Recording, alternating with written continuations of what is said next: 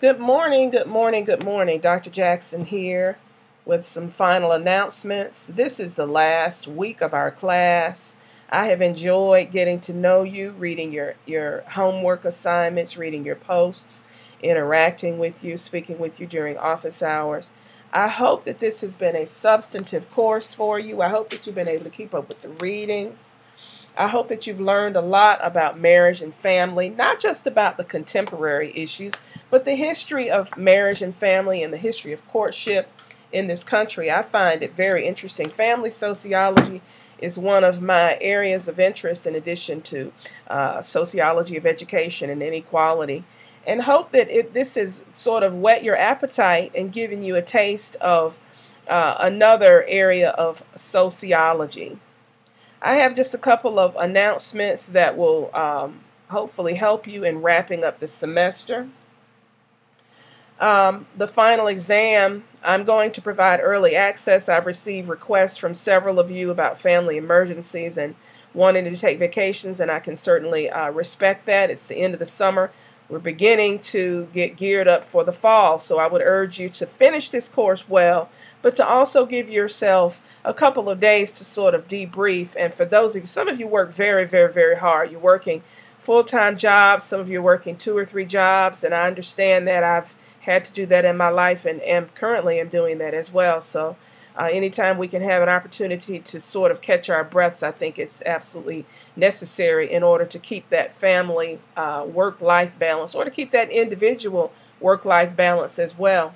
So anyway, the final exam will be posted on this Saturday, July the 25th. I'll have it posted most likely by 6 o'clock in the morning for those of you who need the early access. And it will be due on this Monday, the 27th of July at 11:59 p.m. Please see the news announcements that will give you the specific details about the characteristics of that test. It'll be multiple choice, about 50 items. Because I have worked on constructing that exam this week, I'm sort of behind in my grading. And my grading has been delayed. It will be completed by next week at the latest, because grades are due by next Friday, the 31st of July by noon. Excuse me. And so I will make sure to have those grades turned in as soon as I possibly can. But understand that Post 2 has not been graded yet, and neither has Homework 5 because I have been working on the final exam. But my plan is to have those done. I'll probably start working on grading on tomorrow and have those grades turned in as soon as I possibly can for you. Please note that the extra credit is due by tonight at 11:59. A word on that. For those of you who I have reached out to and asked or suggested that you work on your college level writing, I want you to understand that I am not picking on you. I love all of my students, and you guys are no exception. Even though I can't really see you, it makes communication a little bit difficult. Online courses are wonderful. They're convenient for those of you who have to work, and in the summertime, if you just want to get the coursework done. They're a little challenging because we can't see each other. We can't have the back and forth interactions that you can in your face-to-face classes. And for sociology courses, it makes it a little bit challenging. But please understand that I have sent emails to some people and stated that, you need to work on your college level writing, because it's important. At the level of college, we all need to be able to construct sentences and convey ideas that communicate effectively and that flow clearly. Subject-verb agreement is very important in sentence construction and in paragraph construction. I think that most of us go to college because we want to actualize ourselves. We want to become better people. We want to learn more. We want to be a better, stronger workforce.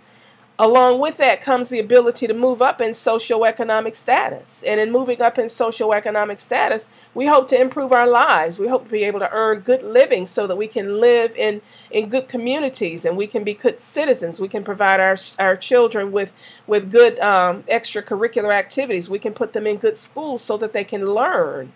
But all that starts with communication. And middle-class jobs require that we be able to communicate by writing good sentences with good sentence structure, subject-verb agreement, communicating clearly, good punctuation, in being able to speak good English grammar. That's very important. So I don't want you to think that I've been picking on anybody.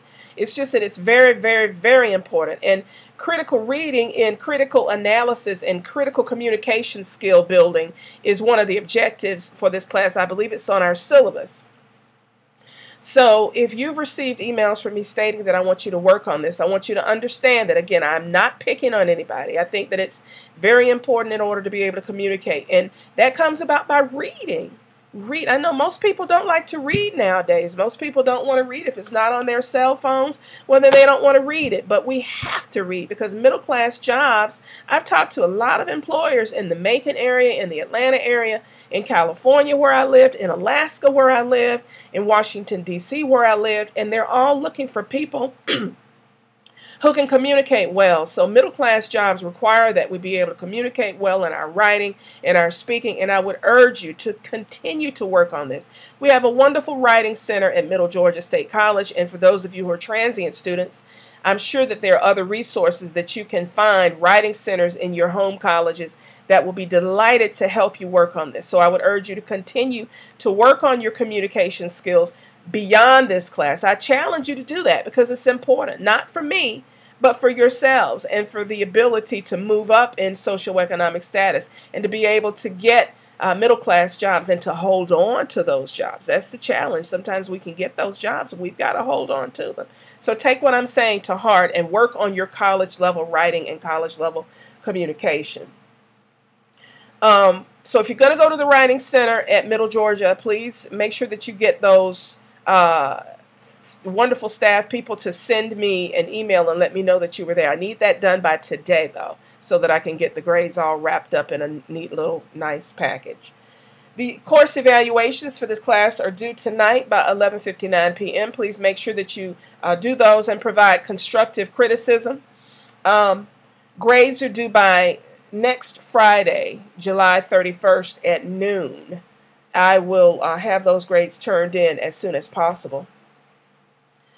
A little word about where we've come in this class. I'm going to turn my attention to my Excel spreadsheet so that I can stay current. The final exam will consist of, or will draw questions from chapters 5, race, ethnicity, and families, chapter 6, sexualities, chapter 7, cohabitation and marriage, and chapter 8, work and family. Multiple choice questions. A little bit about where we've come. We've come a long way, and I hope that, again, you've learned a lot about the history of marriage and family. You've learned about the differentiation between public and private families and the functions of each. Every family has a public and a private face and a public and a private function.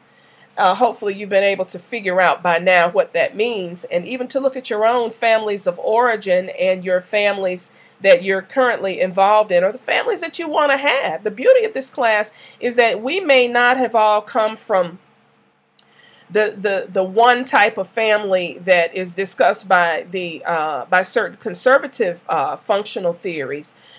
Family life is diverse, and hopefully you've gotten that out of this course, because there is no one model of family, contrary to what some theories believe. Families are diverse, and as long as we're providing love and support, both financial, emotional, and material support to all members of a family, that is what constitutes families. Now, your personal perspectives will vary, and that's the beauty of our society, is that we all have the right to have the type of families that we desire to have.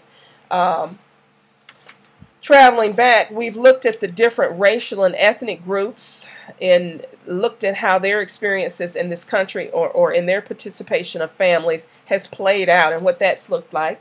We've looked at the socioeconomic status and class of families to understand how life chances are impacted by families and how their lives are impacted by their social status, the race, the ethnicity, the economic class that they come from, the education that they're able to have. We've looked at sexualities and have tried to understand how the perspectives of how sexual identities are constructed and how sex plays out in marriages. We've looked at cohabitation in marriage to understand the courtship rituals that evolved or that have devolved over time, and how now people are beginning to participate in less structured relationships, it was interesting to note on the homework assignments the differentiation in the men folk in our class and the females, and how the men folk did not seem to think that the sexual revolution or the sexual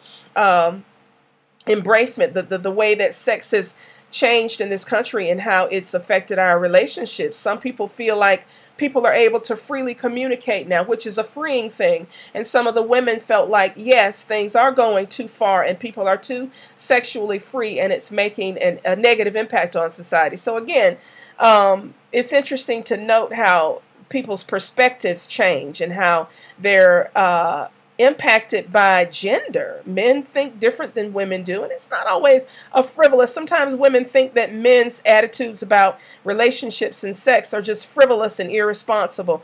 But I've really enjoyed reading some of the men and some of the women's responses to look at the differences in how men and women think and how our perspectives are shaped by our gender. We've also looked at work and families to discuss the importance of work and family life balance, to understand how public policy plays into the impact of work on families and how children are impacted. And so this last segment that we're dealing with now is questioning how, actually that was it. Work and family was the last chapter that you've had to read. So hopefully you've had an opportunity to participate in the readings, and I hope that it's given you a wider, broader perspective of relationships and families. I have enjoyed getting to know you in this class. I wish you the absolute best moving forward. Please take some of my other classes in the fall. I'm teaching Intro to Sociology, if you've not taken that class. I'm teaching a gerontology class for those of you who are in the medical profession or who plan on moving into social work. That's a class about aging. And take a look at the course schedule, and I hope to see you again in the future. I wish you the absolute best, and thank you so much for participating in this class. Take good care. Finish well.